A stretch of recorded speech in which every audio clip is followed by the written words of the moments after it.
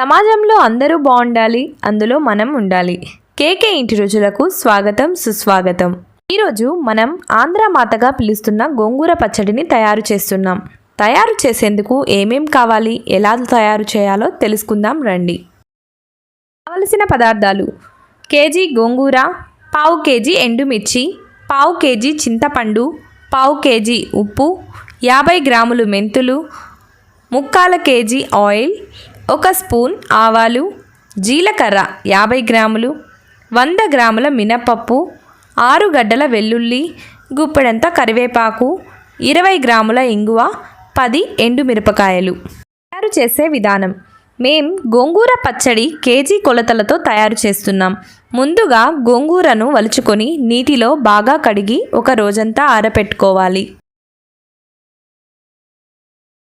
ఎండుమిరపకాయలకు తొడాలు తీసి వేసుకోవాలి. పావు కేజీ ఎండుమిరపకాయలను బాండిల్లో వేయించుకొని పక్కన పెట్టుకోవాలి. 50 గ్రాముల మెంతులు బాండిల్లో వేసి పక్కన పెట్టుకోవాలి. అదే బాండిల్లో కొద్దిగా ఆయిల్ వేసి గోంగూరను వేపుకోవాలి. పావు కేజీ చింతపండును ఒక దగ్గర 2 గ్లాసుల నీళ్లు పోసి పేస్ట్ లాగా మెత్తగా అయ్యేలాగా ఉడకపెట్టి పక్కన పెట్టుకోవాలి.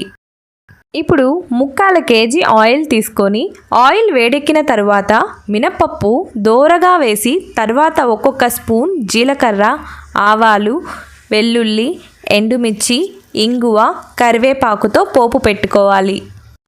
ఎండుమిర్చిలో ఉప్పు, మెంతులు వేసుకొని మిక్సీ తిప్పుకోవాలి.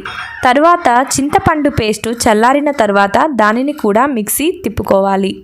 అలాగే గోంగూర కూడా కొద్దిపాటిని మిక్సీ తిప్పుకొని పక్కన పెట్టుకోవాలి. ఈ మిశ్రమాలను ఒక బౌల్లో వేసుకొని కలుపుకోవాలి. తర్వాత ముందుగా మనం పోపు పెట్టుకున్న మిశ్రమాన్ని అందులో వేసుకొని కలుపుకోవాలి. చూసారుగా రుచికరమైన గోంగూర పచ్చడి ఎలా తయారైందో. దీనిని గాజు బాటిల్లో నిల్వ ఉంచుకుంటే ఏడాది పాటు పచ్చడి నిల్వ ఉంటుంది.